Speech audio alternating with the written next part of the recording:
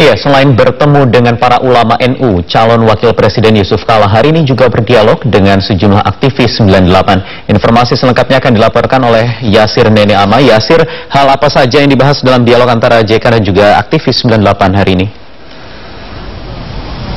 Ya Wahyu, untuk mengetahui hal apa saja yang dibahas dalam dialog dengan dialog antara Yusuf Kala dengan para aktivis 98 yang menamai diri mereka Eksponen 98, sudah bersama saya salah satu aktivis 98, Bang Hermawan Sulistyo.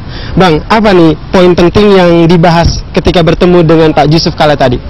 Begini, ini sudah 16 tahun sejak 98 dan kami melihat pertarungan kontestasi Pilpres ini agak menjauh dari cita-cita 98. Kenapa? 98 itu kita memimpikan bangsa yang bebas dari penindasan HAM.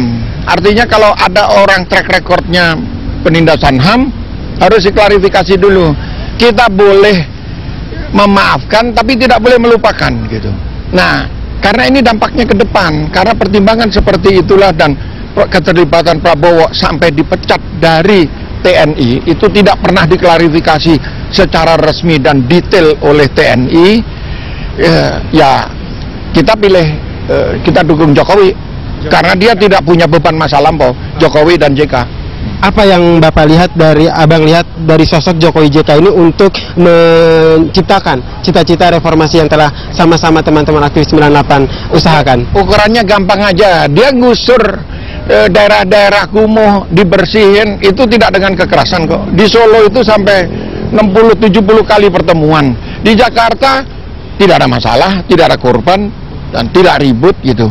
Nah, itu memberi harapan bagi kita untuk 5 tahun. Meskipun selama 5 tahun kita akan kawal supaya tidak disalahgunakan sehingga muncul lagi pelanggaran-pelanggaran HAM yang menjadi sejarah kelam kita pada masa lalu gitu. Oke, baik Bang. Dan tema yang diangkat oleh teman-teman dari Eksponen 98 hari ini adalah lawan pemimpin diktator. Sebenarnya seperti apa sih pemimpin diktator yang Abang lihat saat ini? Ya, kepemimpinan diktatorial itu adalah kepemimpinan yang menggunakan kekerasan, menggunakan segala cara untuk tujuan-tujuan politiknya gitu loh. Nah, ini harus dibedakan dari tegas. Tegas itu adalah konsistensi antara ucapan pikirannya dengan tindakannya, bukan penampilan yang gagah, macho dan brutal. Nah, itu yang kami lawan, dan karena kami ini ikon 98 mengenai lawan, kata lawan itu, kemudian kami dengan cara apa? Dengan cara mendukung Jokowi. Dengan cara mendukung Jokowi JK. Ya.